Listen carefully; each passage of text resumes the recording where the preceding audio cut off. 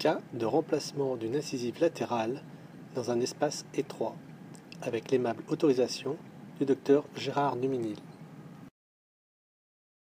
Le patient présente une agénésie de la 22. La dent absente a été remplacée provisoirement par un bridge collé. Le parfait état des dents adjacentes nous dirige naturellement vers une solution implantoportée, solution que le patient accepte après avoir reçu une information éclairée. La radio rétroalvéolaire indique cependant la présence de racines convergentes ne permettant pas la pose d'un implant conventionnel. Nous réalisons en complément un examen cone-beam, puis une planification avec l'implant 1/6 bloc, un implant étroit monobloc de 2,8 mm de diamètre. Lors de la planification, nous veillons à la fois à ce que l'émergence coronaire de l'implant soit compatible avec la position de la future dent et que le positionnement de l'implant permette de préserver le pan osseux vestibulaire. Une fois la planification validée, nous réalisons un guide chirurgical permettant de forer de manière très précise.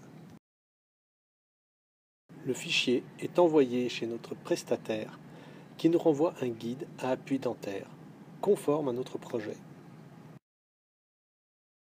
Le jour de la chirurgie, la prothèse transitoire est retirée et le guide est placé et stabilisé en bouche.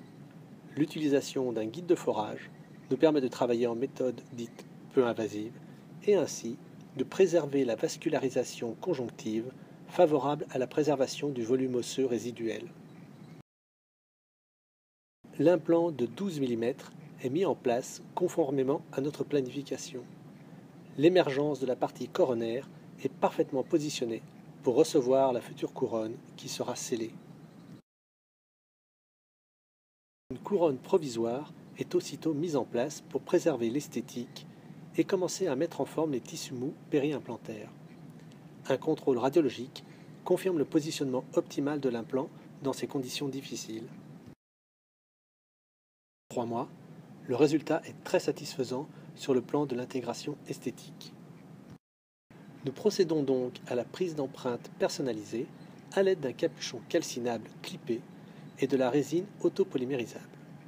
La résine nous permet d'enregistrer le profil d'émergence que nous avons conformé à l'aide de la prothèse provisoire et de le communiquer au laboratoire qui le reproduira sur le maître modèle, puis sur la prothèse d'usage.